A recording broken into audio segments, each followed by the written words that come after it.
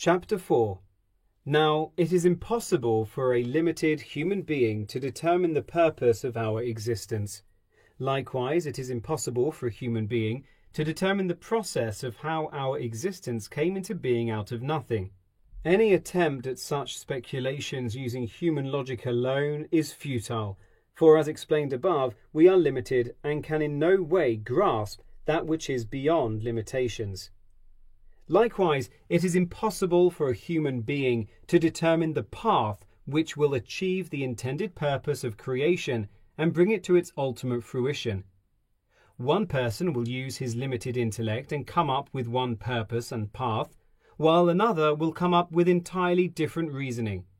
Firstly, how are we to determine which of them is correct? Secondly, by definition, their opinions are both wrong because they were solely determined through human intellect, which is constrained by its limitations. We are therefore forced to say that if any information on the purpose of existence and the path to its fulfillment is to be known, it must of necessity come from that which is beyond our limited existence. More specifically, this knowledge must be bestowed upon us by the Creator himself, for only he can know the purpose of his creation and the path to its fulfillment. Therefore, only the Creator can inform us of our intended purpose. Likewise, only the Creator can inform us of the true nature of existence, both his and ours. Since we are limited, it is impossible for us to determine and know this through our own efforts and devices. It is therefore clear from all the above that for this to be known to man, the singular infinite being himself would have to reveal it. There would have to be prophecy, which is the revelation to us from the singular infinite being who is above and beyond limited existence. If someone were to claim to have attained this knowledge without having received it from the singular infinite being, that is, without prophecy, but rather through his own devices, we would of necessity be forced to categorically reject it as false. Now, it is clear from the fact that there is a passage of time from the period in which the intention for creation has not yet been fulfilled to the point of its ultimate fulfillment, that its fulfillment is not solely dependent on the Creator alone. If this was not the case, it would be completely superfluous for there to be a passage of time. Since the singular infinite being is unlimited and beyond the constraints of time, he could skip straight to the end result, in which the intent and purpose would be fulfilled immediately.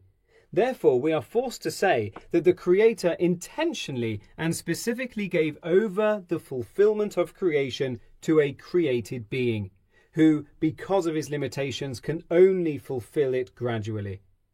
This created being would need to be endowed with superior intellect and free will, so as to be capable of receiving the knowledge of the intended goal and fulfilling it with intent and purpose, for if this creature fulfilled the intention instinctually, without thought or choice, the whole matter would be rendered a useless endeavour, for it would have been just as well for the Creator to have fulfilled it himself immediately.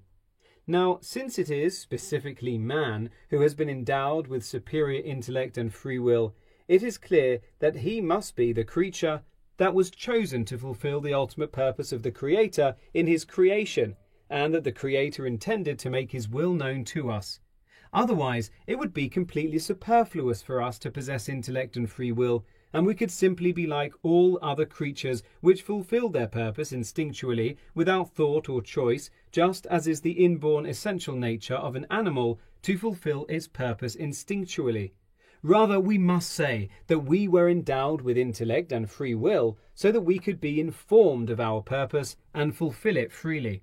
From the above, it is clear that if there were no revelation from above, prophecy, there could not be any relationship between us and that which is beyond our own limited existence, and certainly not with the Creator. Furthermore, there could not be any established path of life or standard of morality, etc. Rather, each person would of necessity follow his own heart, for there would be nothing else to follow. What one person or society would see as moral, another could see as immoral, since there would not be any means to establish universal standards. Moreover, if no purpose would be revealed to us from above, there would not be any imperative to abide by any laws or morals altogether, no matter what their source, and certainly one set of laws or morals could not be held as superior to another. Rather, each person or society could follow the dictates of their whims and pleasures without regard to the will of a creator, for no laws or morals would have been given by him. Even physical punishment or death for transgressing rules set by social convention would be rendered meaningless, for ultimately, if no purpose were made known to us in regard to our existence, there would be no purpose to live for, and ultimately it would make no difference whether we lived or died, except to ourselves. It is therefore understood that without any divine purpose and law, that is, a law received from the singular infinite being, there could not be good and evil, reward and punishment, or any ultimate purpose to our existence whatsoever. However, we cannot say that the singular infinite being is compelled to inform us of our purpose, or to decree laws and morals upon his creatures. However, though he is not compelled to do so, nonetheless he could choose to. This is because in order for us to be aware of purpose and to distinguish between good and evil, etc., the singular infinite being would have to inform us of it. As long as this information would be missing, it would be impossible to consider anyone as being either good or evil, or as doing the will of God or going against it, since the will of God would not have been made known to us. Furthermore, as long as this information would be missing, we would only be capable of following the whims of our hearts, because since revelation would not have been given from above, it would be quite futile to see anything which is beyond our limitations, since, as explained above, that is beyond our capabilities. The opposite is also true.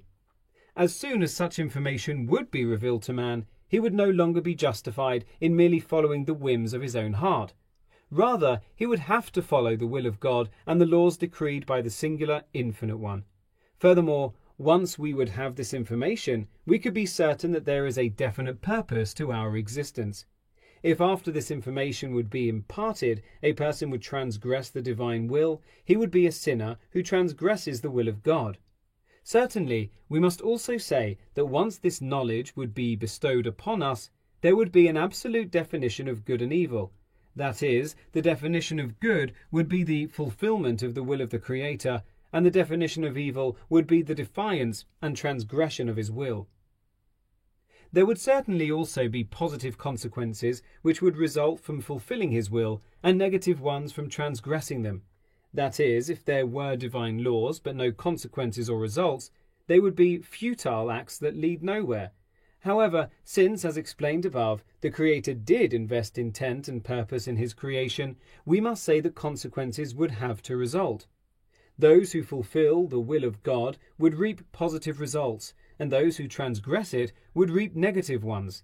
This is necessary to say, for if this was not so, no purpose would be fulfilled by doing the will of the Creator. There would therefore be no purpose in the Creator imparting it. Therefore, if his will is imparted, since, as explained above, there is purpose and intention, it is certain that its fulfillment would lead to positive consequences and its transgression would lead to negative ones.